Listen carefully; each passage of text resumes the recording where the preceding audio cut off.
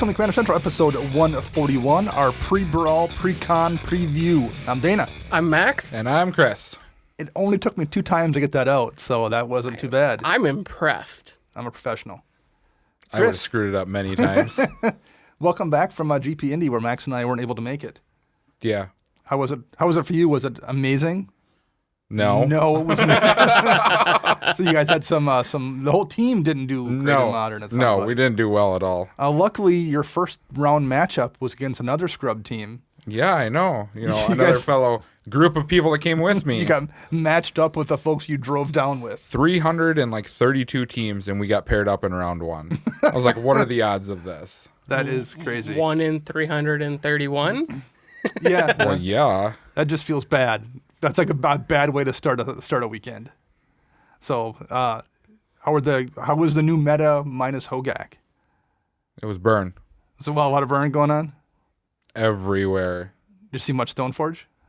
No, actually, I didn't see a single Stoneforge deck. I think people are still trying to figure out what shell they want it in for the moment. I know there was, I can't think of her name, one of the top-rated gals that plays her team.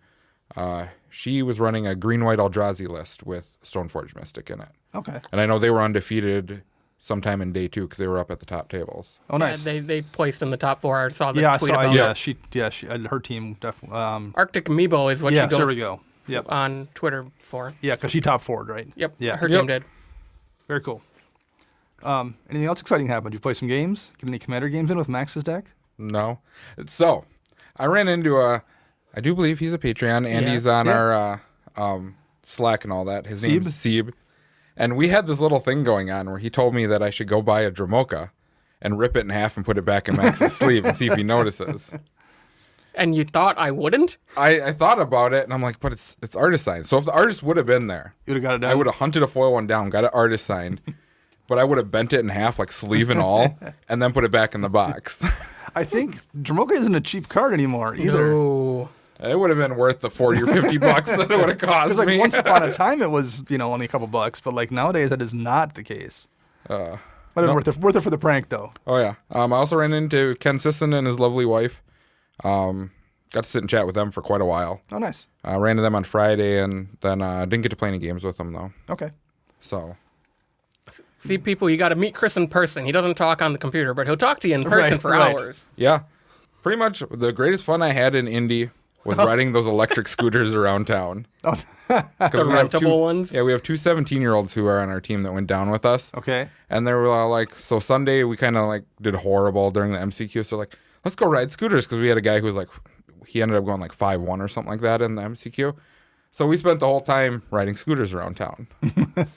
And just so y'all know, it is very cheap. It cost me like $12 to ride for like 3 hours. So. Oh, nice. That's awesome.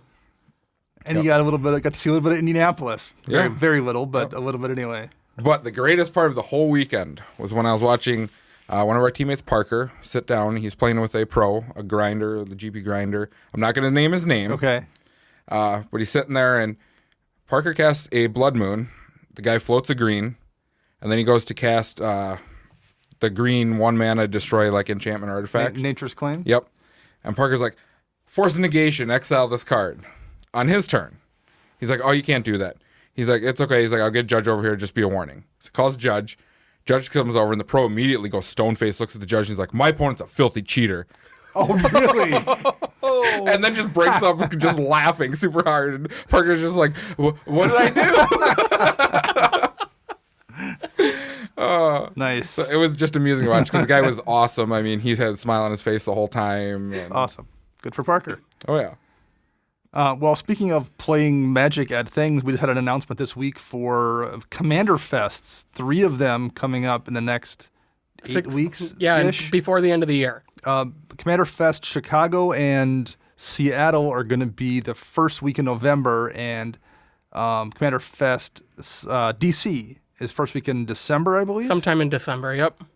So we were just having this conversation off the air. We think we're going to try to go to Chicago, depending on what schedules look like. This is kind of short notice. We'll see what's going on as it gets a little bit closer, but we're hoping to make it down for that.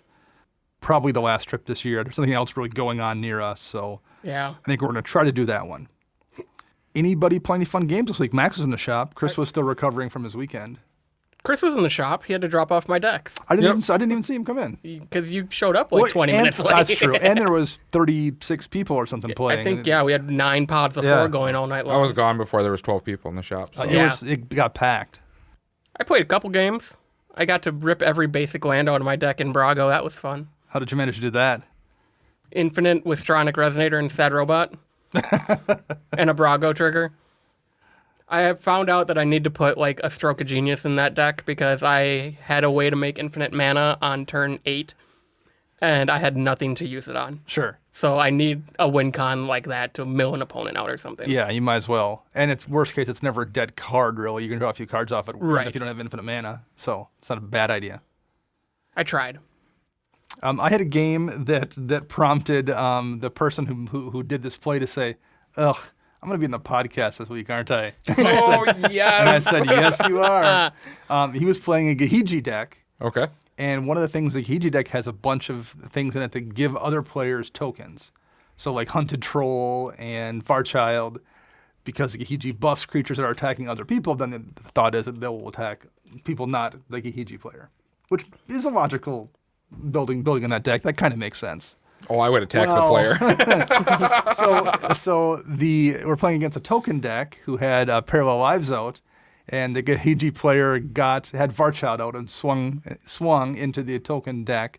And I did say I'm like, you're aware he has Parallel Lives out and it's a token deck, right? And he said, yeah, that's fine. So he hit, and the token deck player made 6 tokens, and the turn passes around to him, and I intentionally on my turn held a strip mine in my hand because I'm like, I don't want to play it and get it blown up because I'm worried he's going to drop Gaia's Cradle on his turn. Gets to his turn, he drops Gaia's Cradle and Growing Rights of Itlimoc. And I had already had a couple things in play before that. And then he did a seed spark even before it got back to his turn and hit something. So he was at 12 tokens at that point, and the Cradle came down and tapped for 12. And Groyrite was going to flip it into turn anyway. And that's when I just turned and looked at him, didn't say anything. He's like, I know. And then like the next turn, I did manage to blow up the flipped Growing Rights, but Cradle was still out. The next turn he drops a Eldrazi Monument on top of with all the tokens, and I Was win. Frank in the store this week? that was who it was. It Yeah. Was he? I thought he was dead, to be honest with you. But I will say this: Sweet, I win that pool. in the defense of the Gahiji player, he wound up winning the game at the end Really? because everyone turned on the token deck, and So he's sandbagged. it actually came back around to me. I had Karn out, and I dropped my commander and made all my mana rocks into creatures and swung at the token deck, and he couldn't block anything. Actually, he went to destroy my commander, and the feather deck saved my commander with like one of the target creature gains indestructible feather spells, just so my stuff could get through. Took him down to 3, and then I had a sack out, and I could do the last 3 damage to take out the token player with the Vela triggers. I would have just let the token player sit. But at that And I would have point, just stacked my hand. Would have been like, but at that point, the feather deck and my deck had blown all our resources Yep. on the token Yeah. deck, and the Gahiji deck wound up taking it. But yes, I would say the lesson: don't give free tokens to the deck with Parallel Lives, and that's built entirely around abusing tokens. Unless you're playing Two-Headed Giant and they are your maybe. partner. Right. Then you do it every day. But he once again, I will say this: he did win. So maybe that was his master plan all along. Doubt it. I won a couple games with my Varchild deck. One of which the first one I won was I had 3 tokens left, and I cast Insult, the half of Insult Injury that doubles the damage you deal that turn, and then copied it 6 times. Why? That's why I needed that to win. Like the other person was at like 28 life, and I that was my only victory condition. So I copied it 6 times to like double the damage, to double it. So I pulled that off, and then I won one later in the night by copying extra combat steps like 5 or 6 times to chain off like 5 or 6 of those. So, however, despite winning 2 games and everything being fairly effective, I will say this: Varchild isn't good in the way the deck is built. I'd have been way better off with just Terrox Bladewing or like just some beater dragon with haste. Yeah. there's too many hoops I have to jump through to try to get all those tokens back to then attack with them again, or to get the tokens made in the first place. Mm-hmm. So I think, I won 2 games, but they weren't amazing wins. And then I won one with an insurrection, too. So I guess I won 3 games in the night. And it was... Yes, that's the exact face everybody made in the shop. It was that insurrection game. I had nothing going on. I had no board state. I had a single sack outlet in play, Goblin Bombardment. Everyone else had massive board states, and I top deck insurrection. And took everyone's stuff and killed everybody, because I killed 2 people with the creatures, one of which was a Utvari Hellkite. And he won't play Torment of Hailfire. Well, long story short, he's going to tear the deck apart, so it's fine. yes, yeah. TLDR. Or make it into something else, at least. So I will... The way I'm trying to play Varshal does not work, but I got to at least realize that, and so... We also just had a tweet that came through right before we came and sat down. I think it was from Philip, I think was the guy's name. He asked us about why we didn't like Search for Tomorrow, which is from the deck tech we did last week. Yes. And I didn't even get a chance to read the tweet. However, that's relevant because I've been thinking about that card since Tuesday, because in one of the games I played, I drew a Cultivate on like turn 8 or 10. And I was like, I needed gas, not this Cultivate. And then it got me thinking about Search for Tomorrow. So for those that don't know, Search for Tomorrow is a 3-mana sorcery, same as Cultivate, 2 and a green. Search your library for a basic land card and put it onto the battlefield, not tapped. Then shuffle your library. However, it also has Suspend 2. So for a green, you can suspend it, and then 2 turns later, it comes off Suspend, and you just go get that land. So it got me thinking then. Like, okay, well, one of the things I didn't like about Search is it's not very good on turn 8 or 10. Neither is Cultivate. Neither is Cultivate. When I drew Cultivate in that turn, I'm like, well, I don't want this right now either. So why do I care if it's Search for Tomorrow? Whereas on turn 1, Cultivate does you no good. But Search you can cast on turn 1, at least you have a land pop up on turn 3 off it. So I'm going to try it. I don't know if I necessarily love it, but I've convinced myself that I'm willing to give it a look just based on that logic. So I'm answering Philip right now, just having thought about it since we talked about it on that deck tech and looked at it a little bit. I'm going to give it a try. I think it's a good card. I play it modern. Yeah, well, yeah. I also play, broken cards like Valkut and Scapeshift right. too. So. I don't know. I think I'm on the opposite side of you. I think no matter what, I don't care if I see Cultivate in my opening hand, because I'm going to keep a hand that I can cast it on turn 3. Cast on turn 3 anyway, yeah. And I don't care if I see it on turn 8, because I just won't cast it. Sure, right. Or you'll only cast it when you have nothing else to do with the mana or whatever. Right. So this is one of those like magical Christmas land. If I have it in my opening hand, how consistently does that have to happen to make it worth the slot over Cultivator, Kodama's Reach, in my opinion? And I don't think I would bump any of those. I think I might just try it in addition. So I'm going to give it a try, and it'll be like a homework card. I can report back on it down the road. I do think he referenced the fact that we said Rampant Growth might just be better. So maybe that's worth just cutting it for that, trying it like that. Yeah. And the land does come into play untapped. That is fairly relevant sometimes too. So anyway, I'm going to give it a try, but I wanted to quick mention that because that tweet did come in. If you want to find us on Twitter and talk to us about cards that we said we didn't like, or just got wrong, because that happens sometimes too, how would you find us on the interwebs, Chris?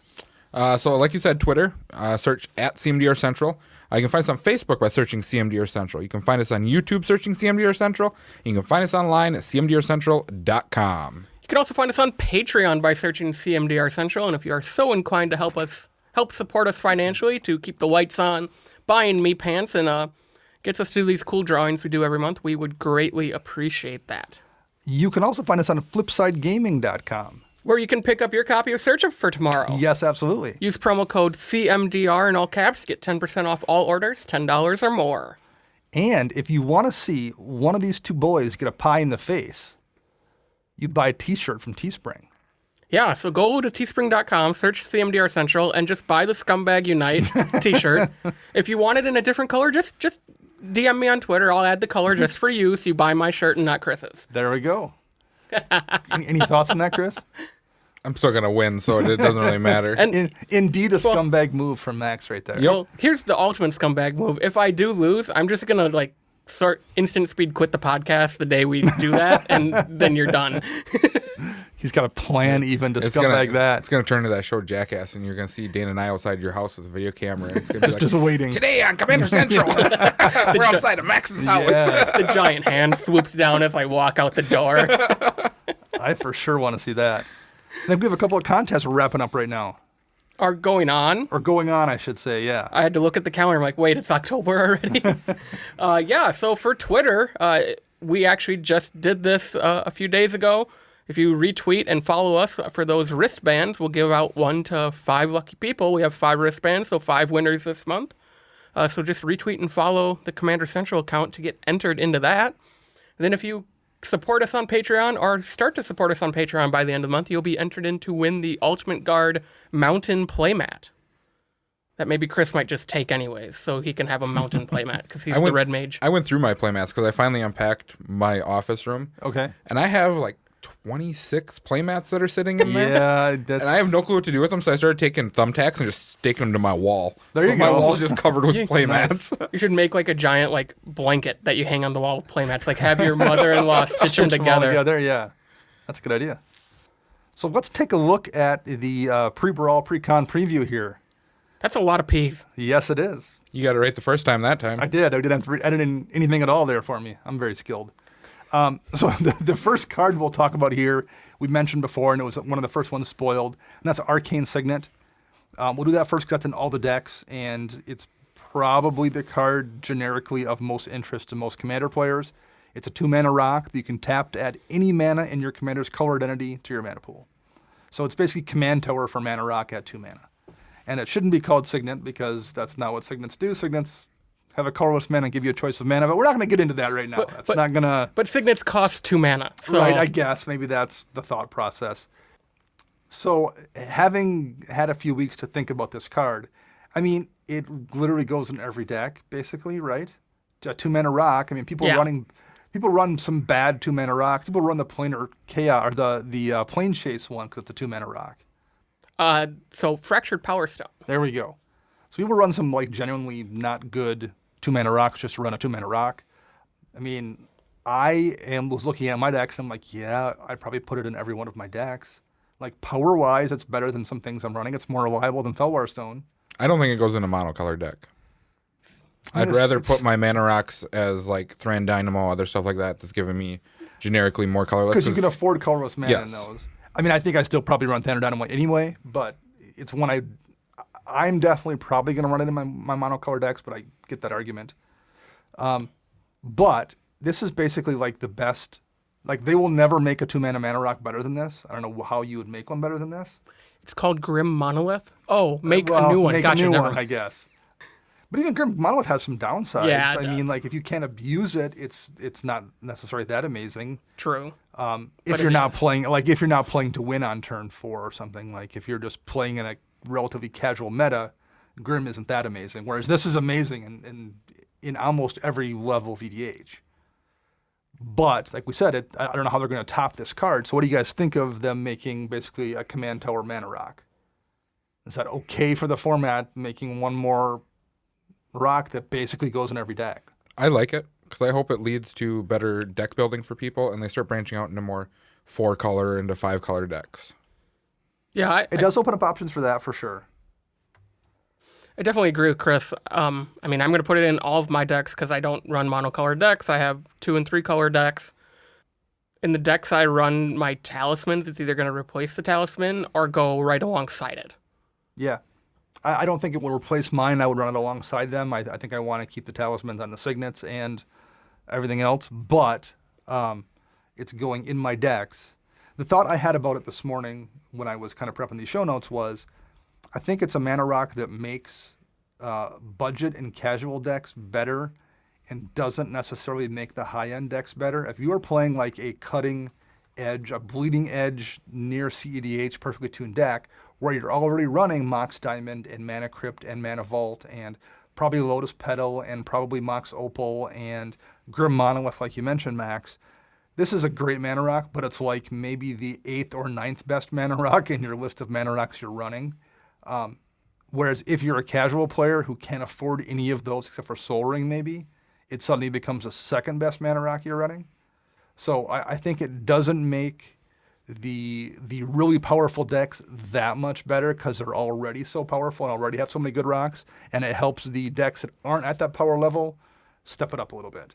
My fear for this card is if they don't reprint it continuously, it's going to spike hard in price. I mean, Sol Ring is $3 consistently. It's still $3. It just got reprinted again in all those Commander products. Like $2, just over $2 from one of the vendors for trading in 15 Sol Rings. So $2 a piece I got from a vendor. From a vendor. Yep. And they're selling them for probably $3.50 or $4. That's cash. That wasn't even trading. That was cash. So like Sol Ring, and this is going to be roughly the equivalent of Sol Ring in decks, I would say, for the most part, with a lot less availability. Yep, that's my biggest fear is, people come into the shop to play 2 years down the road, and you have this, and they're like, oh, can I get one of those? And you look at them, and they're like a $20 card. Yeah. Well, right now, according to Scryfall, it is pre-ordering on TCG Player for $23. The non-foil version. So I agree. I think I would not be surprised if we see these either alongside Sol Ring in every Commander product and every Brawl Precon. Well, I guess it depends on how often we get Brawl Precons. If we get Brawl Precons like this once a year going into the fall set, then that's definitely not enough. But if they're going to be in every Brawl Precon and we get a Brawl Precon like this, 4 of them, before every new standard product, if we're going to get 4 that are before Theros in January and before Zendikar are the new... whatever the new plane is with the giant monsters on it in March and Zendikar next fall, then that's a lot more ways to put those into the economy than you'd have otherwise. It's also going to depend on the player base. If players like Brawl, they'll keep buying them. If they don't, it's just going to fall flat on its face. Well, right, but also if they're buying Brawl decks and still playing Brawl, even if they keep playing Brawl, they'll buy the new Brawl decks for the new Brawl commanders, but their old Signets are just going to get cycled back into the EDH economy. So I think it basically is going to depend on how often we're going to get these Brawl precons. If we get them before every standard set, there'll be a lot in the economy. If we don't, man, that's going to be dangerous for pricing for these. Ooh. So, all right, let's take a look at the 4 commanders next. Max, you want to give us the first one here? The first one is Alayla, Artful Provocateur? Provocateur, I believe is how there that we go. pronounced. It is 1 an Esper for a 2/3 legendary creature, Fairy Warlock, new creature type. Yep. She has Flying, Death Touch, and Lifelink. Other creatures you control with Flying get +1/+0. And whenever you cast an artifact or enchantment spell, create a 1/1 blue fairy creature token with Flying. Wow, that is really good. I mean, you're 1 color away from Atraxa, and That's you have really pretty much good. everything. Yeah, I was discussing this card with Sieb, and I'm going to build this deck, and it's going to be my troll deck for the 2 of you. Okay. Whenever I sit against you guys, this is the deck I'm going to play. Oh, Lord. And it's going to be Pillow Fort, and it's going to make you guys very, very mad. I mean, you're in all the Pillow Fort colors. Mm-hmm. But the way I look at it for this commander is if I go that route with it, I actually have a win con because she actually can win the game because she spits out all these little fairies and they get bigger.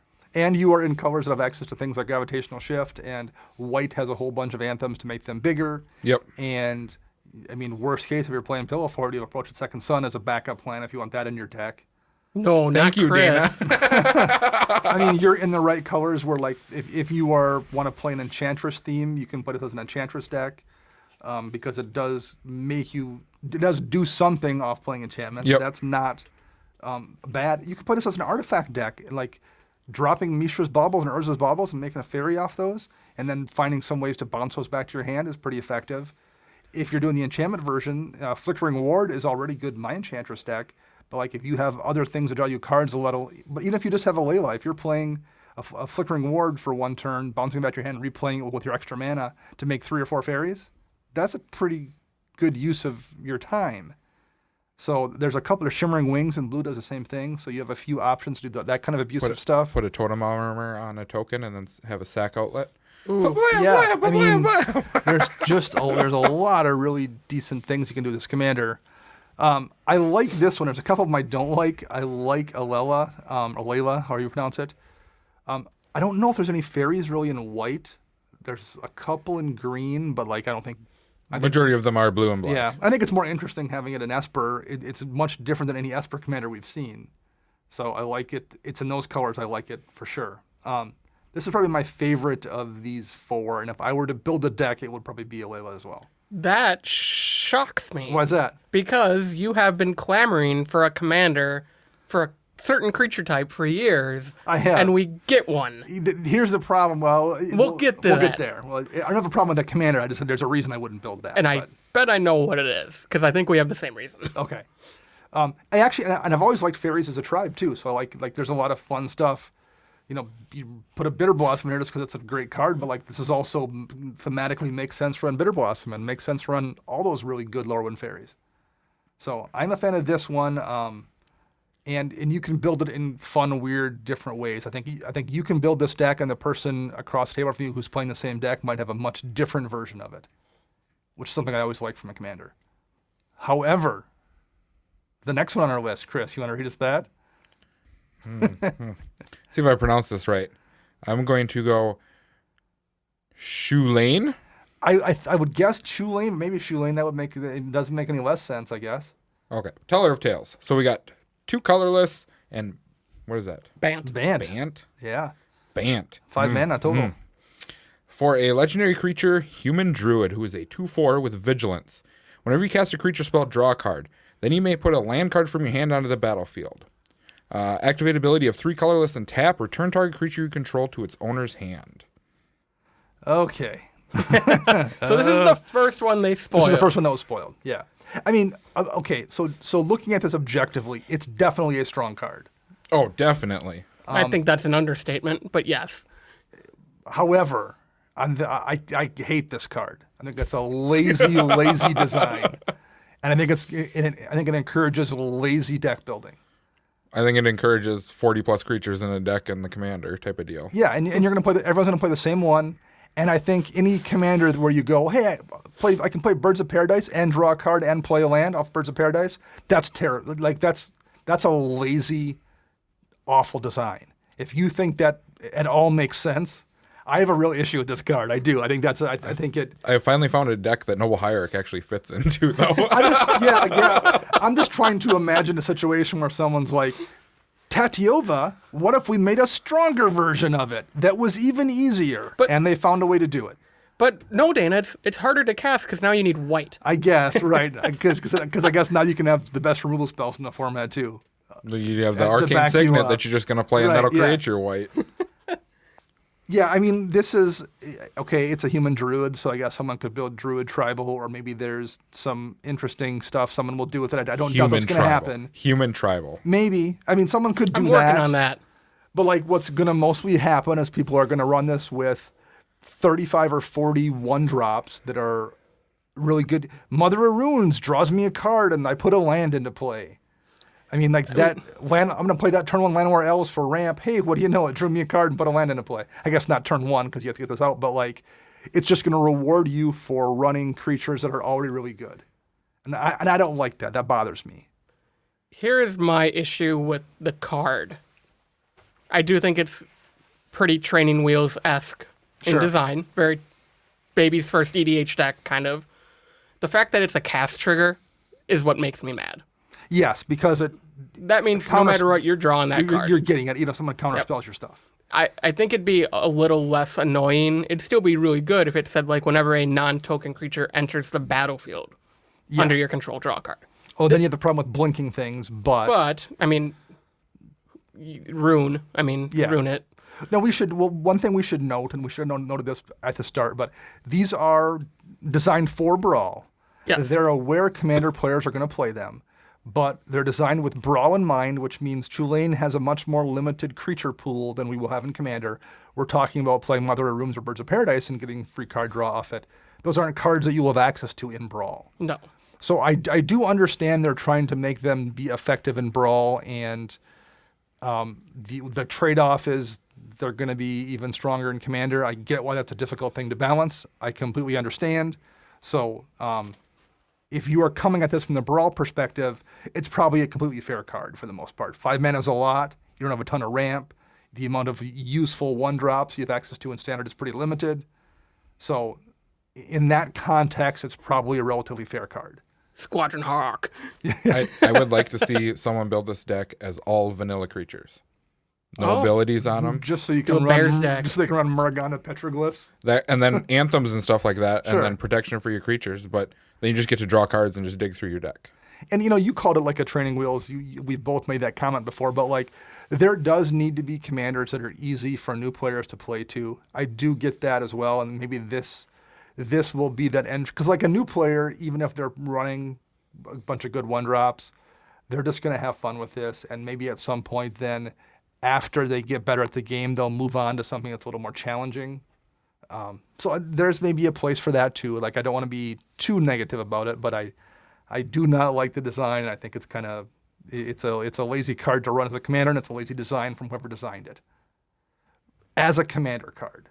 So it was built for Brawl, so I don't want to be too critical here from that angle. But There goes all of our preview cards right, ever. I guess. No, but about you then, like if it's designed for the person who designed it for, if this was a commander card, I'd be way more critical. True. Because they have a very clear path about what's getting played in it. It's designed for Brawl, so I will cut them some slack. And I will move on to the next one we have on our list here, Korvald, Fakehurst King. 2 and Jund, 2 black, red, green for legendary creature Dragon Noble. Also a new creature type. We got Warlocks and we got Nobles. Noble is new in Eldraine. Korvald has flying, and whenever Korvald, Fakehurst King enters the battlefield or attacks, sacrifice another permanent. When you sacrifice a permanent, put a +1 counter on Korvald and draw a card. So again, from a Brawl perspective, you have a fairly limited amount of things you're going to be able to sacrifice to this. There's reassembling skeletons in Standard. There is, but you, There are. but you need to then pay mana to bring it back, and you do. I mean, in Brawl you only have one. True. It's probably a fairly balanced card in Brawl. In Commander, however, where you have access to all the treasure tokens in the world and every fetch Finally land a ever good Jund printed. commander. I'm so excited. finally, Jund has its chance to shine. This is really, really good. Yeah. And it's really, really good just accidentally. Like, you can just shuffle up the stuff you were already going to run in your Jund deck anyway and just draw a bunch of free cards because you're already going to be running a bunch of fetch lands and a bunch of creatures that have, Sakura Tribe Elder and things like that. You were going to do that anyway. Why not give you a commander that's got evasion that gets buffed and draws you cards for doing the thing you were already doing? It's a bit like Chulane in that regard. Yeah. This is my favorite one out of the 4. This would be the one I would want to build. It does things I like to do, sacrifice. It's a big body to beat face with. It gets bigger. And you draw cards naturally. I think this would be a lot of fun to build in Commander because you have stuff like Grave Pact and Dictate Erebos. I think there's a lot more... Scumbag. Yep. I think it's a lot more open-ended. I think every Chulane deck's going to be the same. I think you can build something abusive here, but you don't have to. Everyone's Chulane deck's going to be the same deck. This one, I think, is much more interesting. There's a lot of, 3 or 4 card infinite loop combos with this, but you have to be intentionally running them for the most part. There's some repeatable food chain stuff you can do with it. Tell me more. There's already, I've already seen it. You click on the button called Google Chrome right there, and it'll bring up an Internet Explorer, like a web browser. It'll bring up Internet Explorer. I think it's with Squee. It is. There's some Squee loops. You're not supposed to tell them these things. It is. I knew Squee was one of them. But if you were going to build that deck, you're probably still better off just running one of the CEDH food chain decks. Prosh. Prosh or the Sliver or the 5 Garden of Mizzet, I think, has got a food chain deck as well. It's probably Prosh just can a go worse in this version. deck. Yeah, that's true. And then sacrifice all those kobolds and draw everything. Or this goes in your Prosh deck, maybe. I think this would definitely go into. I think this would go in any Jund deck that you ever build. It's a pretty solid backup plan in Prosh, particularly because it has evasion. If your Prosh comes down and somebody throws a Dark Steel Mutation on it and you can't get rid of it. The Dragon will love this card. Yeah. Oh. Yeah, I think this one is much more interesting. I think it's pretty strong, maybe too strong in Commander, but I think it's much more interesting. We'll put it that way. How about the last one here? We have Sir Gwyn, Hero of Ashvale. What do you think of this, Max? Want to read it to us? Yeah, it is casting cost of 3 generic mana and Mardu for a legendary creature. Human Knight, 5/5 body, has Vigilance and Menace. Whenever an equipped creature you control attacks, you draw a card and lose 1 life. And then equipment you control have equip knight equals 0.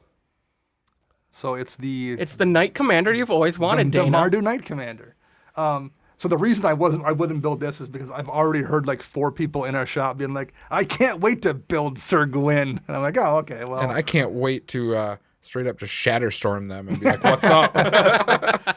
It's Perks cool. recall. It's cool, but like that's the problem you always have with these commanders where like people have wanted a tribal commander forever. When you finally get it, a bunch will build a deck, and that's always kind of annoying to me. So that's the only reason I'm not going to build it. I think it's a really cool card. I think it's really cool. I do like that. Typically, when you think about equipment, you think Voltron. Yes. And this is making you go wide with your equipment, so every one of your knights will have a single piece of equipment on it versus suiting up your commander or just a single creature with all 5 swords and swinging away. I like that idea. It's also pretty cool because you can run off-the-wall equipment with this. Yeah. Stuff that you wouldn't normally run. Yeah. To equip 2 your knights for 0. Yep. To give them Death Touch, Menace, or whatever else. Argentum armor, baby. Yeah. Colossal Hammer. Okay, I have to go off on a tangent. Colossal I'm hammer sorry. time. This is all about Colossal Hammer, too. So I was playing Modern on Monday. Okay. At the store. I'm playing Amulet Titan. Playing against Lucas Leonard. You guys both know him. Okay. So sit down. He does some weird shenanigans with like Swiftblade Vindicator and other stuff, and I kill him game 1. No biggie. Whatever. I'm like, okay, Amulet Titan combo deck. This is some weird like tier 3 deck. No issue. Second game, he goes, turn 2 Swiftblade Vindicator. I'm like, okay, cool. He's like, attack on turn 3. I'm like, no blocks. He's like, or he cast Colossal Hammer before that. He's like, Magmatic Theft, quick equip at instant speed, and hits me for 22 damage. I'm like, wow. Nice. no, we are not playing this game. Homebrew. Nice. So yeah, Colossal Hammer is now in Modern. There we go. All right. Sorry about that. But no, that would be a great one to put in this deck. Yes. I mean, equip it for nothing to your knights. Give them +10, +10. And not only is there a bunch of knights in Eldraine, but like we've been getting the last year or 2 or so a lot of different knights in different sets. There's a ton of them in Dominaria. History of Benalia, the 2 knights that have protection from, one has protection from black, one has protection from white. Yep. And One of them has, in fact, the one from Mirrodin. The old Meriden one is great. Yeah, there's a bunch of good old ones, but like there was half a dozen it's good fine. ones. Fine. I think Varchod is a knight, I believe. So we've actually been getting knights in the last couple of years, but this is the first real knight commander we've got. The Corvath and Sylvia Brightspear, she is a knight. There's at least one more legendary one we've gotten at some point in the Ariel, Knight of Windgrace Yeah, from there we go. Dominaria. Yeah. Arvad is legendary. There are 260 knights in Mardu. So I bet you can have no problem finding 25 to 30 good ones for this deck. well, the commander still limits you to doing one type of shenanigan with it, though. This is, I mean, you're going to build this as a knight deck, and that's what it is. Yep, but it's going to be equipment because otherwise you get no bonus off of any of the other Right. abilities. Yep. Right. You're going to have to build that. That will be what's interesting with this deck. It's going to have X amount of knights and X amount of pieces of equipment in it, and that's going to limit the amount of slots for other things. I don't think that's bad. I just think it's the power level on this deck is probably capped. Unlike I think these other three are. I think this is the weakest of the three for sure. Yeah. But hey, knights, that's great. As an overall card, I think it's probably the strongest by itself. I mean, a 5/5 with Vigilance and Menace for 5 mana. And it might be I guess I don't know the Brawl meta that well. With all the knights currently available in Standard, maybe that's really strong. They're all going to rotate. I got all the Dominaria ones go. Yeah, that's true. All the Dominaria ones do go. Edgar Markov, I believe, is a knight. Yes, Vampire Knight. There you go. You'd run vampires. There's a few Vampire Knights. There There's quite a few of them. Alenda's a vampire knight. Oh, yeah. That's right. There's quite a few knights in the Ixalan block as well. So, yeah, we've gotten a lot in the last few years.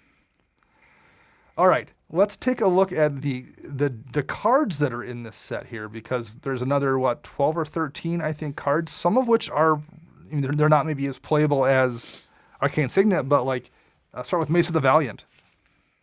Bro. 2 and white for an artifact equipment, so it is a colored artifact. Equipped creature gets +1/+1 for each charge counter on Mace of the Valiant. And whenever a creature enters the battlefield under your control, put a charge counter on Mace of the Valiant, and it's 3 to equip. Yeah, this is good. I love this card. I have spots for it in a lot of decks already. Okay. I think it's interesting. I feel like the you have to hold it up against Blackblade Reforged, which is always just going to give your creature +7 or +8 or +10 or +14, depending on what point of the game. This isn't quite as big of a threat as that, though. That's true, yeah. And it's easier to equip to other creatures. Blackblade Reforged has to be basically on your commander, or you got to spend, was it 7? 7 to equip? mana. This is only 3, and if you happen to be playing your Knight commander, it just equips for nothing. Or Brawl'n, which is a knight. Yeah, there you go. So there's a lot of good synergy. There's actually a knight that just got spoiled today, I forget which one it was, that has equip 0. Yeah. Anything that equips to it, so it also equips to itself for 0 as well. So there's a lot of things that you'll be running in that Knight deck. I think Silverblade Paladin, or not Silverblade Paladin, I think, what's the Pure Steel Paladin, I think, is a Knight as well. It is, and it has the Metalcraft on it. So all the things you want in that deck, I think this probably will go in there, I would guess. Any other ones here you guys want to take a look at? Let's talk about Chittering Witch. So it's 3 and a black for a 2/2 human warlock. When it enters the battlefield, create a number of 1/1 black rat creature tokens equal to the number of opponents you have. So worst case, in a 4-player pod, you're getting, 5 damage on the board? Yeah.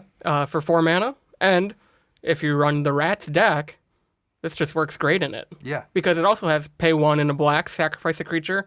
Target creature gets -2/-2 until end of turn. So it has a little bit of removal baked in. Mm-hmm. So I think this would be a really good inclusion into some rat decks we know from friends of ours. Yes, I'd agree.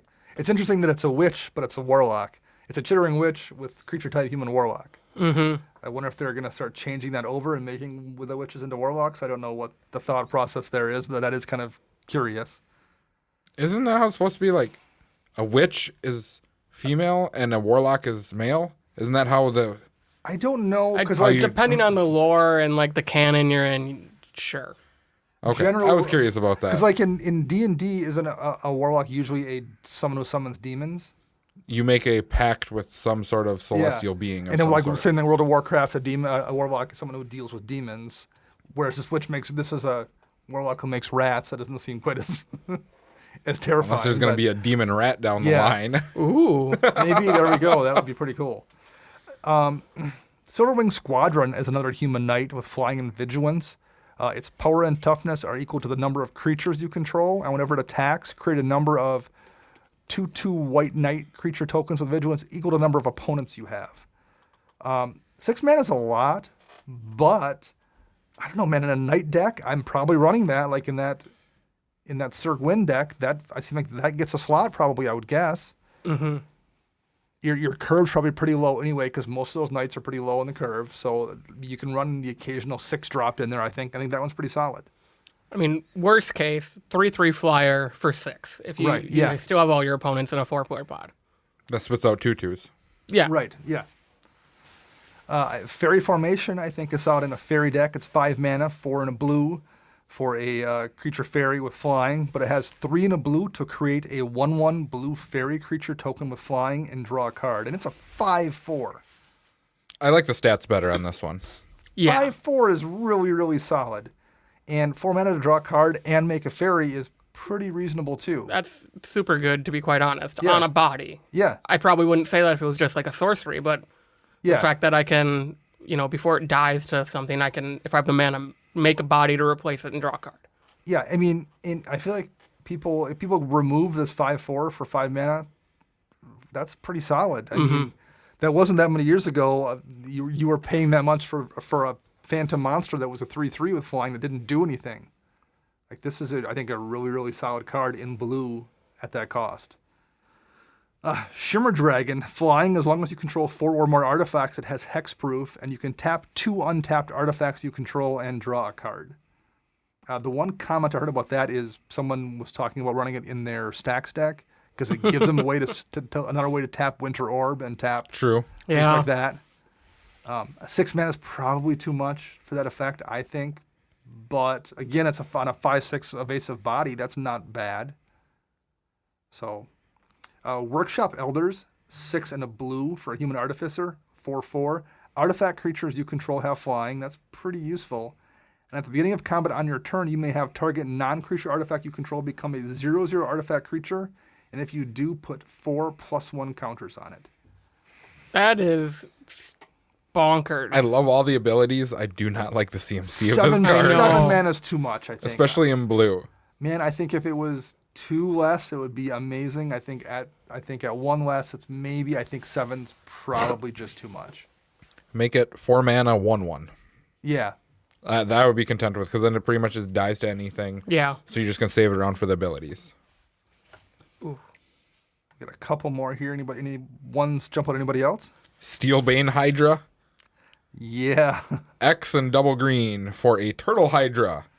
That's a 0/0. So Steelbane Hydra enters the battlefield with X +1/+1 counters on it. 2 generic and a green. Remove a +1/+1 counter from Steelbane Hydra. Destroy target artifact or enchantment.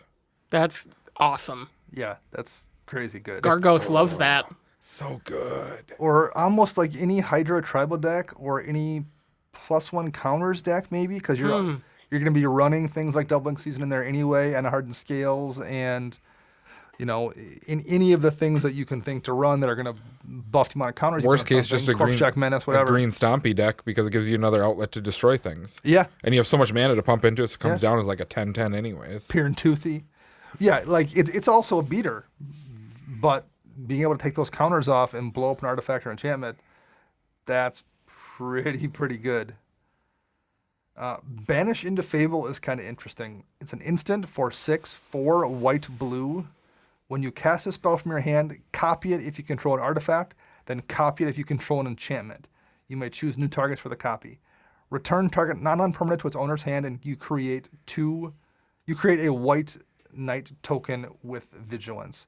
So ideally, you're probably casting this in a deck that has some amount of enchantment, and most decks have some amount of artifacts. So 6 mana to bounce 3 things and make 3 tokens. That's pretty good. But the variable, then the question becomes, how consistently are you going to cast it 3 times? What is the new one from Core 20 where you bounce everything, and if you return 4 things of your own, put something back?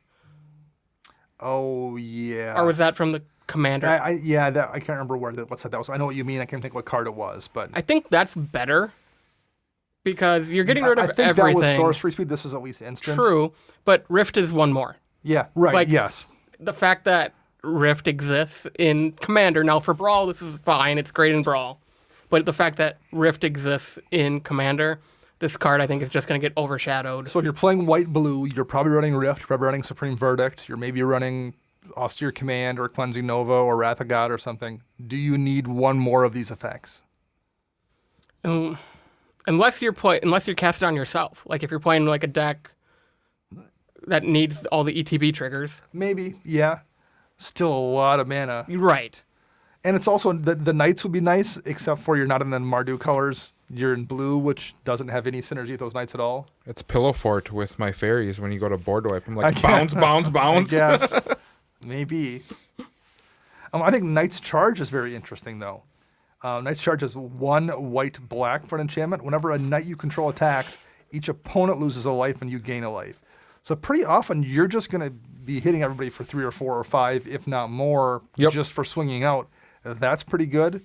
Also says 6 white-black, so 8 mana is a ton. But you can sacrifice Knight's Charge and return all knight creature cards from your graveyard to the battlefield. That's amazing, too. That's 8 mana is a lot, but if you are playing in that Knight tribal deck, that's probably a card you run. I think you run this in that deck. Because that turn 14 or so when you've been using this to attack, and that's an alpha strike. And you're in red, so you have haste effects too. There's times when you can just drop this and crack it on the same turn, let alone, I think it's really, really solid. I do like that it doesn't have, typically we see the condition of that we're put there this turn, anything from your graveyard this turn. I'm glad that's not on this card. I have one more here I want to talk about because I think it's actually pretty good. It's Tome of Legends. I think this is almost going to be a staple in every deck. Man, it's definitely, white and red decks, I think it's pretty good. It's 2 mana for an artifact. Tome of Legends enters the battlefield with a page counter on it. Whenever your commander enters the battlefield, or attacks, put a page counter on Tome of Legends. And you can spend 1 and tap it to remove a page counter from Tome of Legends to draw a card. So it comes into when it comes into play, basically, the worst case scenario here is 3 mana draw. 3 card. mana draw card. And you can do it immediately. So it's already paid off more than Phyrexian Arena. It takes a full turn to get you to that point. Now you have to cast your commander after that and put more counters on it, or attack with your commander. The fact that it's both, I think, is really, really big. Yeah, I like that a lot of this because of a brawl and they want them to be fast games. Yep. A lot of this really revolves about around the combat steps. So a lot of these you see enters or attacks. I really like that, and I hope that kind of flows into EDH where it's more let's push combat versus combo. Yes. I had planned on putting it in that Varchild deck, whatever that deck becomes. I might not, but it was going to go in there. It's definitely going in my Jeru deck. And I was going to then look further, maybe my Talrand deck. I don't think I want it there, but because he doesn't attack very often. Yeah. But I think if your commander has any kind of evasion, or is the kind of commander where you're recasting it multiple turns, particularly if you're not in colors with a lot of draw, this is really, really good. Or you have partners. Partners it's so good with partners. So this is one I think we're going to see in a lot of decks. I am a big fan of it. Yeah. Trex is going to abuse this so bad. Yeah. Yeah, well, and that's the other thing with my Jeru deck, too. Jeru because he has Vigilance, he can attack pretty easily, but I also have a ton of proliferate effects in that deck to stack the counters on there even when Jeru isn't attacking. And he also tends to get recast quite a bit, too. So that's a perfect deck for it, I think. Any other ones here you guys want to touch on before we wrap it up? Because there's not many cards. I think we've talked about 90% of the cards. I do like the new art on Command Tower. Yeah, that's New super Command Tower sharp. looks great. And I believe technically that should be available in a foil if you are someone who collects those, because all of these cards are going to be available in the collector packs. The collector packs. So it should be available as a foil in those collector packs. Yes. And how do you get collector packs? They're a separate booster box, and the box only has 12 packs in it. And they're all foil packs. So they're going to be cards from Throne, cards from the Brawl decks that are all foil. So it's the only way to get the foil Arcane Signets. I have a sneaking suspicion this is not going to be readily available to the public. It's going to be It's a one-time print run that LGSs, I think, can get. But they're stupid expensive, and it's literally a print run. That's what they said when they announced the product. It's a single print run. So Go. Expect your Prismatic Vistas to be pricey in foil, let alone regular. Or your Arcane Signets. Excuse me, Arcane Signets, yeah. Those are pricey, too. Yeah. So, yes, this will only be the third foil command tower then with the Arsenal and the Judge foil. Yes. Both of which are pretty expensive, last I checked. About $100, I think. Yep. Oh, man. Each of them? I was going to guess wrong, like my Cabal coffers. It's only $12. I guess 50. So, yeah, they're both over 100, man. So this one, I'm guessing, will not be cheap either, No. particularly because it has brand new art. And it's technically standard legal. Yes, I don't know why you would want to do that, but It's another land for humans, There and you if it is go. standard legal, it's modern legal. There you go, Chris. You can run Command Tower. It ain't going to do me anything. all right. I think that's it for the cards we want to talk about. So are you going to buy any of these decks? If I can find them, I will probably buy one of each just so I have a playset of Signets. That's I probably mean- what I'm going to do too. And the land base, we didn't even touch on that. These have a relatively decent land base in them. Each one comes with a shock. Yep, they all get a shock. And there's some good reprints in there. There's Smothering Tithe in one of them, at least, if not two of them. Yeah. There's better reprints in these maybe than in the Commander decks, which I think probably Ooh. is not good. We're just burning bridges today, I guess. everybody. Jeez. And in All you Wizards employees, I haven't said a single word. Just remember this. Nor have I. And that's Dana from EDH Recast. right. No, but I think that's a good point. Like if you're going to assume, okay, how low is that shock going to fall? Maybe $5 or $6. It's a shock land. They're never going to be below $5. Well, and especially because they won't rotate now for another year and a half. Lord knows when they're going to get reprinted again. Right. So, like, you're going to recoup some of your money from that shock. You're going to recoup some of your money. Command Tower's always a couple bucks. You're gonna Those commanders are always going to be $5 or $6. This is the only place you can get them, let alone what the Arcane Signet's going to be worth. So, yeah, I mean, if I could get I will be very tempted to get these just because you're not going to lose money on them. No. And if you want Arcane Signets, you could buy the Signets, or it will probably be cheaper to buy the decks and part it out than it would be just to buy the single. Yeah. If you can get them. So I'm leaning towards doing that as well because I want some Signets and I want enough of these cards. It might just be easier just to pick up the decks. I will be curious to see how often we get Brawl decks. Yeah, I'm really interested in that as well. Yeah. I hope it's for sure every fall set, because I think doing it every set might be oversaturation. Maybe, yeah. I tend to agree with that, but 2 sets a year? But it's also kind of odd to only have it for one, particularly since we're changing planes basically every set at this point, it looks like. So to have a bunch of things from Eldraine and then have nothing showing up now when we go to Theros next. So who knows, but I will be interested to see that as well. That is going to wrap up show 141 from Commander Central. Our podcast theme is Retro Future Dirty by Kevin MacLeod, licensed via Creative Commons. Our show is edited by Ken Peddle. You can find him on Twitter at LWD3R. You can find me on Twitter at Dana Roach. You can find Max at CMDR_Max. And you can find Chris at WiseSquishy1. We'll be back on Thursday with Deck Tech. Until then, I am Dana. I'm Max. And I'm Chris.